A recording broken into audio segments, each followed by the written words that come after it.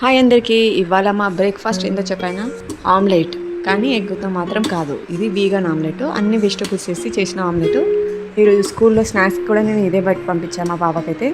Easy అండి, taste అయితే super అంటే సూపర్ ఉంటుంది, అసలు అదిరిపోయింది. అసలు శనగపిండి మీకు ఎంత కావాలో అంత తీసుకోండి.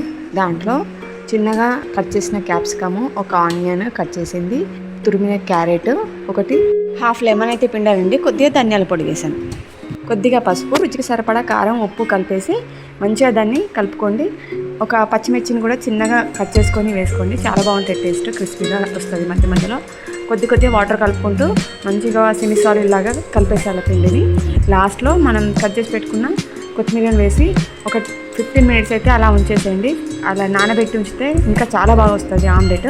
తర్వాత గ్యాస్ వెలిగించి పెనం పెట్టేసి దానిపైన ఒక స్పూన్ ఆయిల్ని స్ప్రెడ్ చేసుకొని, అది వేడెక్కిన తర్వాత మీకు ఎంత సైజు కావాలో అంత సైజు దానిపైన స్ప్రెడ్ చేసి పైనుంచి ఒక హాఫ్ స్పూను ఆయిల్ని అలా స్ప్రెడ్ చేయండి.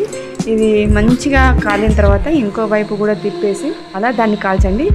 దీనిపై నుంచి కూడా ఒక హాఫ్ స్పూన్ ఆయిల్ని వేసి మంచిగా కాల్చితే మాత్రం టేస్ట్ అయితే సూపర్ అంటే సూపర్ అండి. సేమ్ మనం ఎగ్గుతో చేసుకున్న ఆమ్లెట్ ఎలా వస్తుందో అలా ఉంటుంది. టేస్ట్ కూడా చాలా చాలా బాగుంటుంది. ఎగ్ తినని వాళ్ళు, చిన్నపిల్లలైనా సరే పెద్దవాళ్ళైనా సరే, వాళ్ళకు ఆమ్లెట్ వేసేవాళ్ళంటే ఇలా వేసేవండి, టేస్ట్ అదిరిపోద్ది అసలు. ఇది అప్పటికప్పుడు కూడా ప్రిపేర్ చేసుకోవచ్చండి, ఏం కష్టం ఉండదు, ఎక్కువ టైం కూడా పట్టదు మనకు. పిల్లలైతే చాలా బాగా ఇష్టంతో తింటారు. మా పాపకైతే స్కూల్లో స్నాక్స్ టైం అయినప్పుడు టిఫిన్ బాక్స్ మూత తీసి తిందామని రెడీ అయితే వాళ్ళ మేడం అయితే అనిందట, ఆమ్లెట్ తెచ్చుకున్నావా తల్లి అని అనిందట. స్మెల్ అయితే అంత బాగా స్ప్రెడ్ అయింది, చాలా బాగుంది. మీరు కూడా ఒకసారి తప్పకుండా ట్రై చేయండి. Please do subscribe to our channel. Thank you for watching this video.